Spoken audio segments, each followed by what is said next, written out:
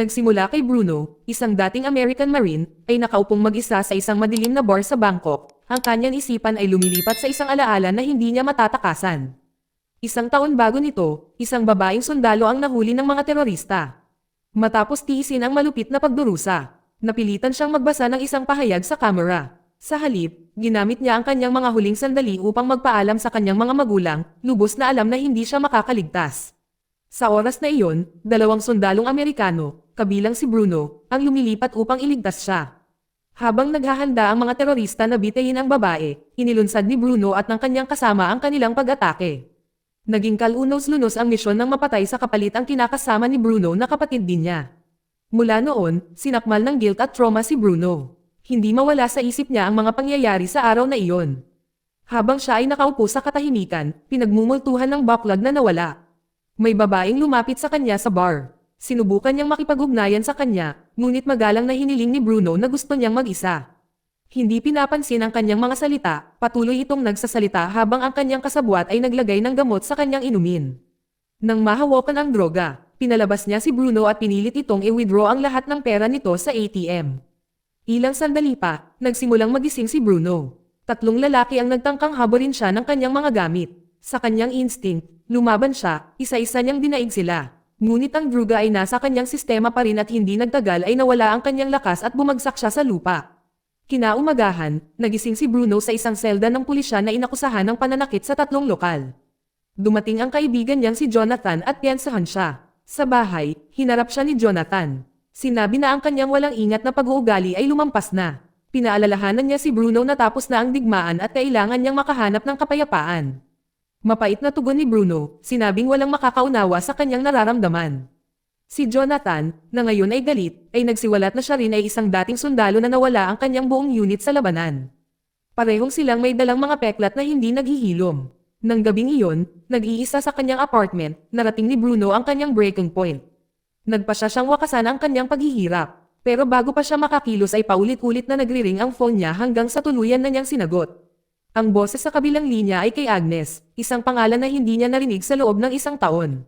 Si Agnes at ang kanyang kapatid na naligtas ni Bruno sa malalang misyon na iyon. Sinabi niya sa kanya na plano niyang bumisita sa Bangkok sa lalong madaling panahon. Ang tawag ay nagpahinto kay Bruno sa paggawa ng isang nakamamatay na desisyon. Sa unang pagkakataon sa mahabang panahon, nagkaroon siya ng dahilan upang mabuhay. Makalipas ang ilang araw, habang natutulog si Bruno, may narinig siyang ingay sa likod ng bahay. Nang magsuri siya, nakita niya ang isang babae na nakahandusay sa lupa. Mabilis siyang kumilos, nag-CPR siya at nagawa niyang buhayin siya. Nang bumalik ang kanyang pulso, dinala siya nito sa loob upang gamutin ang kanyang mga sugat. Kasunod ng patnubay ni Agnes sa telepono, naghanda si Bruno ng mainit na sopas para sa babae. Nang handa na ang sabaw, tinulungan niyang kumain ang babae at sinabihang magpahinga. Kinaumagahan, bumisita si Bruno sa restaurant ni Jonathan. Sa kanyang pananatili sa Bangkok, nagtrabaho siya doon ng part-time upang panatilihing abala ang kanyang sarili. Binanggit niya ang babaeng iniligtas niya. At binaliwala ito ni Jonathan, tinutokso siya tungkol sa hitsura nito. Pagkatapos ng trabaho, umuwi si Bruno na may dalang pagkain. Tulog pa rin ang babae, kahit naubos na ang ilang pagkain na naiwan niya. Naupo siya sa sala, ngunit ang mga alaala ng pagkamatay ng kanyang kapatid ay napuno muli sa kanyang isipan. Biglang sumulpat ang babae na ikinagulat niya. Ang kanyang reflexes ay pumalit at saglit siyang napahawak sa kanyang lalamunan bago napagtanto ang kanyang ginawa. Mabilis siyang bumitaw at humingi ng tawad. Para pakalmayan ang sitwasyon, niyaya niya itong maupo sa labas. Doon, tinanong ni Bruno kung sino siya at paano siya napunta malapit sa ilog. Sinabi ng babae na ang kanyang pangalan ay Athena, ngunit inamin na hindi niya maalala kung ano ang nangyari o kung saan siya nanggaling. Iminungkahi ni Bruno na magpatingin sa doktor, ngunit tumanggi siya. Kinaumagahan, pagkatapos magdala ng almusal, napansin ni Bruno na wala na si Athena sa kanyang silid. Natagpuan niya itong tahimik na nakaupo sa balkonahe. Sinabi niya sa kanya na ang mga fragment ng kanyang memorya ay nagsimulang bumalik. Naalala niya ang pagtakas niya mula sa isang malaking bukid na puno ng mga puting bulaklak kung saan siya banihag, kahit na hindi niya matandaan ang eksaktong lokasyon. Tinanong ni Athena kung maaari siyang manatili sa kanya. Pumayag naman si Bruno. Sa mga sumunod na araw, binili ni Bruno ang kanyang sapatos habang namimili kasama si Jonathan, na namumulot ng mga gulay. Sinabi sa kanya ni Bruno na maglilibang siya sa restaurant. Naunawaan ni Jonathan at umaasa na ang presensya ni Athena ay maaaring makatulong sa pagbawi ni Bruno. Sa mga sumunod na araw, mas maraming oras na magkasama sina Bruno at Athena. Naglakad sila sa lungsod, nagsalo sa pagkain, at dahan-daang naging malapit. Lumalim ang kanilang pagsasama, at nang maglaon, ang pagmamahal ay nauwi sa pag-ibig. Isang hapon, habang nagte-training si Bruno sa boxing gym, dumaan si Athena para makita siya. Nagpasalamat siya sa pagtanggap sa kanya at pagbibigay sa kanya ng matutuluyan. Sinabi sa kanya ni Bruno na siya ang may utang na loob sa kanya dahil ang kanyang presensya ay nakatulong sa kanya na makabangon mula sa kanyang trauma. Kinalaunan ng araw na iyon, dinala ni Bruno si Athena para makipagkita kay Jonathan. Pagkatapos nilang magbatian, binanggit ni Jonathan na may gustong makita si Bruno sa palengke at iminungkahi niyang isama si Athena. Pagdating nila, nagulat si Bruno nang makilala niya si Agnes, ang matandang kasama niya mula sa militar. Hiniling ni Jonathan kay Agnes na tulungan si Athena na pumili ng ilang maayos na damit, at sinabing hindi na babagay sa kanya ang kanyang kasalukuyang damit. Sa tulong ni Agnes, mukhang na-refresh at confident si Athena sa kanyang bagong damit, at mas lalo pang lumapit si Bruno sa kanya. Sa mga sumunod na araw, naging hindi mapaghihiwalay sina Bruno at Athena.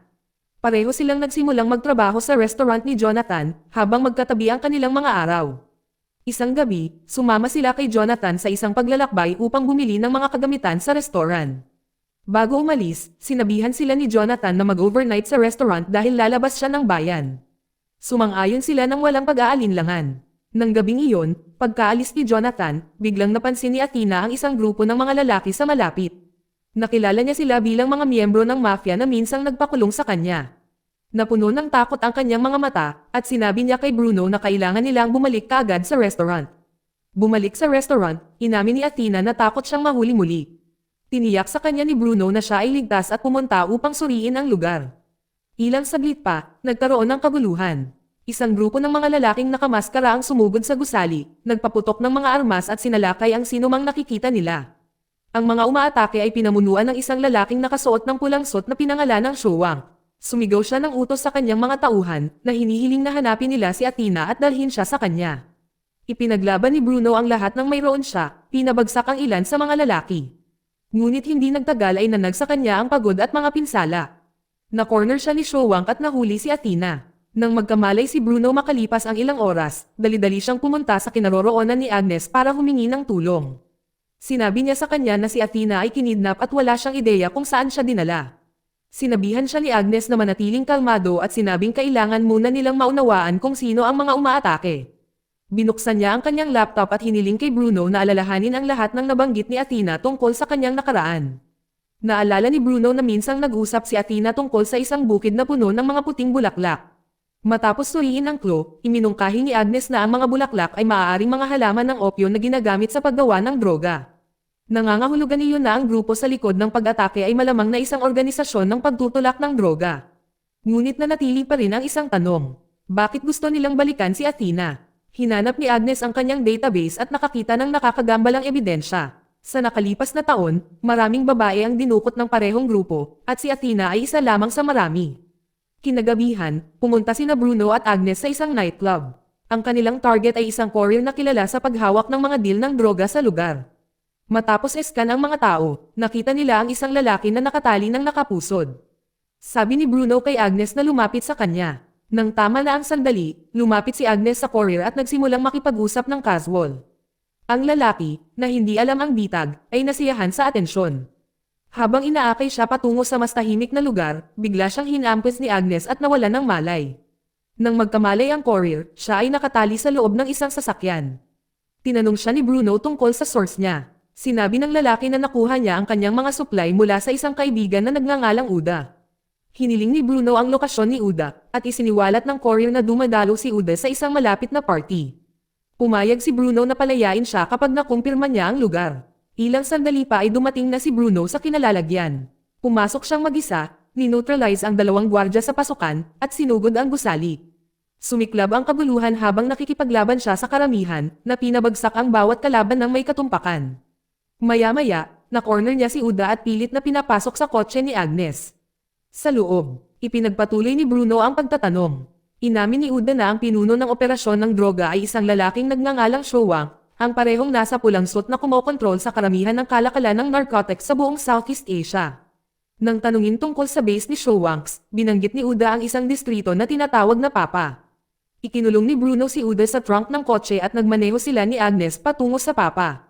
Pagkatapos ng 2 oras sa kalsada, nakarating sila sa distrito. Hindi nagtagal ay nakita nila si Showang at ang kanyang mga tauhan na nagkarga ng droga sa mga truck. Sa sandaling iyon, tumawag si Jonathan. Ngunit sinabi ni Bruno kay Agnes na iwasan siya nito. Inihanda ni Bruno ang pagpasok sa site habang si Agnes ay nanatili sa kotse. Na sinusubaybayan ang sitwasyon. Tahimik na gumagalaw, inalis ni Bruno ang isang bantay at kinabit ang isang GPS tracker sa sasakyan ni Showang. Pagkatapos ay hinanap niya sa lugar si Athena, ngunit nahuli siya at nawala ng malay. Nang mapagtantong tumahimik si Bruno, lumabas si Agnes para hanapin siya. Nadiskubre niyang nakabukas ang trunk ng sasakyan at sinugod siya ni Udo mula sa likuran. Isang away ang sumiklab, ngunit mabilis na natalo at napatay siya ni Agnes. Samantala, nagising si Bruno na nakatali sa isang upuan na nakaharap kay Showang. Tinanong ni Showang kung sino ang nagpadala sa kanya. Ipinaliwanag ni Bruno na naroon lamang siya para kunin si Athena. Sinabi sa kanya ni Showang na si Athena ay pag-aari ng kanyang amo. Naging malinaw na si Showang ay nagtrabaho sa ilalim ng isang mas mataas sa organisasyon, kahit na ang pagkakakilanlan ng taong iyon ay nanatiling hindi kilala. Inutusan ni Showang ang kanyang mga tauhan na patayin si Bruno bago umalis patungo sa pangunahing himpilan. Habang naghahanda ang gunman sa pagpapaputok, kumawala si Bruno at nanlaban, isa-isa silang pinabagsak hanggang sa tumahimik ang silid. Sa labas, hinawakan ni Agnes ang kanyang posisyon laban sa isa pang grupo ng mga lalaki ni Showang, na nagpapalitan ng putok habang ang labanan ay dumaloy sa compound. Samantala, sa loob ng gusali, lumipat si Bruno sa koridor at hinarap ang isa pang alo ng mga umaatake. Dahil sa sobrang dami at halos mabigla, patuloy siyang lumaban hanggang sa dumating si Jonathan upang suportahan siya. Magkasama silang sumulong, tinapos ang natitirang mga lalaki. Nang tumigil ang putok ng baril, nagkalat ang sahig ng mga katawan. Sinugod ni Bruno si Jonathan na nabaril. Si Jonathan, na malubhang nasugatan, ay hinimok si Bruno na magpatuloy at hanapin si Athena, na sinasabi na ibinalik niya ang kanyang kalooban na mabuhay. Ilang sandali pa, namatay si Jonathan sa kanyang mga bisig. Hindi nagtagal ay dumating si Agnes at kinuha ang bangkay ni Jonathan habang si Bruno ay nagpatuloy sa paghabol kay Showang. Sumakay siya ng motorsiklo at pinabilis ang gabi, ginagabayan ni Agnes, na sinundan ang sasakyan ni Showang sa pamamagitan ng GPS device na itinanam ni Bruno kanina. Pagkaraan ng ilang oras, narating ni Bruno ang punong tanggapan ni Showang sa isang kalapit na lungsod. Ang site ay binabantayan ng husto at napapalibutan ng mga ilaw. Tahimik na gumalaw, pumasok si Bruno sa compound, pinababa ang isang gwardya at nagpalit ng uniforme para sa pagbabalat kayo. Habang lumalalim siya, nakita niya ang isang napakalaking laboratorio na napapaligiran ng malalawak na patlang ng mga puting bulaklak na umaabot hanggang sa abot tanaw. Sa dulong-dulo ay nakatayo ang isang malaking kahoy na cabin, na tila tahanan ni Showang. Sa loob ng pasilidad, natuklasan ni Bruno ang isang site ng produksyon ng droga na tumatakbo sa isang pang-industriya na sukat. Natagpuan din niya ang isang grupo ng mga babaeng kinidnap na gaganapin bilang mga paksa ng pagsubok. Pilit na tinutukan ng baril ang isa sa mga manggagawa, si Bruno ay nagtungo sa control room. Pagdating sa loob, inalis niya ang lahat at sinigurado ang lugar. Sa pagbibigay ni Agnes ng suporta mula sa malayo, na-access ni Bruno ang mga server ng data ng lab. Sinimulan ni Agnes na i-scan ang mga file na natuklasan ang pagkakakilanlan ng pinuno ng operasyon. Isang siyentipiko na nagngangalang Dr. Kovalevsky. Ang karagdagang pagsisiyasat ay nagsiwalat na si Athena ay nakalista sa mga talaan bilang asawa ni Kovalevsky, si Sarah. Gayunpaman, ayon sa mga file, namatay si Sarah 20 taon na ang nakalilipas. Nagpatuloy si Agnes sa paghuhukay at natuklasan ang isang mas madilim na katotohanan. Si Athena ay hindi tao sa tradisyonal na kahulugan. Siya ay isang genetically engineered na paglikha na binuo gamit ang pinagsamang DNA ng mga kinidnap na kababaihan. Sinubukan ni Dr. Kovalevsky na likhain muli ang kanyang namatay na asawa sa pamamagitan ng genetic reconstruction, na ginawa ang kanyang pagkahumaling sa isang napakalaking eksperimento. Bago pa may proseso ni Bruno ang kanyang nalaman, binalaan siya ni Agnes na may paparating na gwardya. Agad siyang nag-react, na neutralize ang banta. Pagkatapos ay lumipat siya sa mga puting bulaklak, patungo sa mansyon ni Kovalevsky. Pagdating niya sa cabin, mas marami pang mga kalaban ang lumitaw, na humaharang sa kanyang dinadaanan. Nilabanan sila ni Bruno sa lahat ng mayroon siya, tumangging magpabagal.